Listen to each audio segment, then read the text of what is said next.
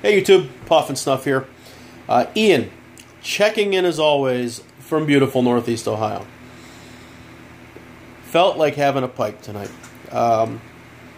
Last few months have been mostly snuff. But even though it's been kind of in the 60s the last few days here, it's starting to get that autumn kind of feel, that winter's right around the corner kind of feel. And that's generally when the pipes start to come out for me. So figured I'd break one out, and I figured I'd open up something relatively new to me and talk about it. So, kind of in the mood for a Virginia Perique, reached into the cellar and grabbed a jar of Hearth Home's Virginia Spice. It's not the first time I've had this. I bought 8 ounces of this stuff probably about 2 years ago, and I had a few bowls then. And so I broke it out. I seem to remember thinking it was okay, but not great. But with all the Virginia in there, it would do well with a little bit of age. Okay, and we got this guy down here. Look at that face. We got this guy muscling his way in. Anyway, so I thought I'd give it a try. It's been sitting for a few years, and it's okay. To be honest, I'm a little disappointed. You know, I'm a big Virginia Perique guy.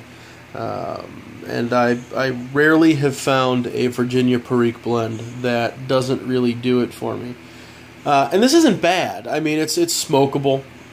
It burns well. Not so much right now that I'm talking.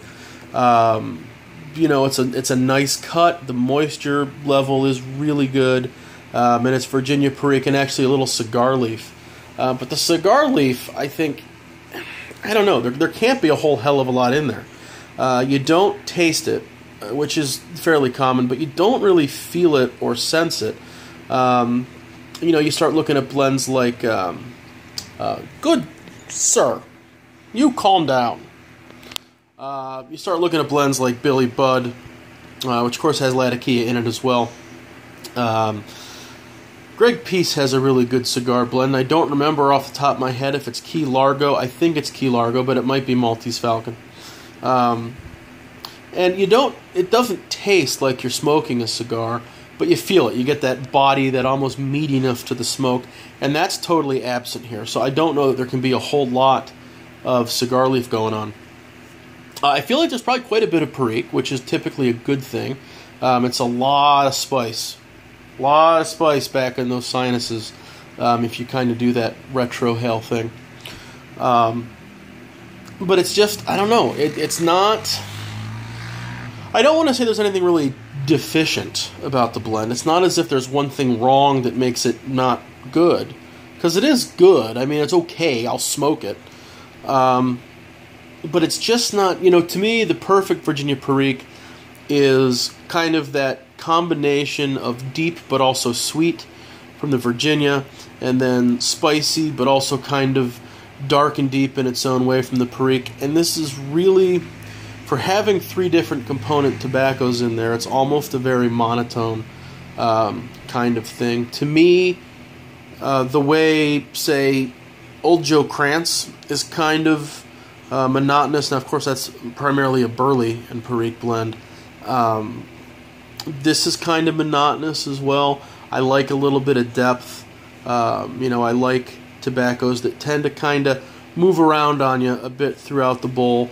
You know, same with snuffs. That's why I'm such a fan of the Old Mill line of snuffs, because there's always so many different layers going on. Sir, relax, brother. Take it easy. So yeah, I guess try it. You know, if you're a Virginia Perique guy, I guess this could be an all-day blend to the extent that there's nothing offensive about it. It's not bitey. It burns very, very well. The only thing you got to pay attention to is you really got to watch your burn rate, because if this gets too hot, it goes almost flavorless. And if it gets too close to going out, it gets a little bit acrid. So if you can kind of have an all-day blend that you can at least pay enough attention to that you can keep it, you know, kind of nice and stable on the burn rate, you could do worse than this for sure. But for me, there are many better Virginia Perique blends out there. So I guess for me, it's a 5 out of 10. Nothing too exciting, but nothing worth tossing out. I mean, give it a shot. Maybe it'll do something for you that it doesn't do for me. It's available in bulk, so I'm sure you can get it in quantities as small as 2 ounces. I have half a pound of this stuff to smoke through. So fortunately, I've not jarred it all together, so I've got 4 ounces of it open. So I'll work my way through that for a while. So I guess that was short and not too sweet, and probably fairly dull video tonight. But I guess they can't all be winners. So that is all for me. Hearth Home Virginia Spice, 5-ish out of 10. That's it. Take it easy.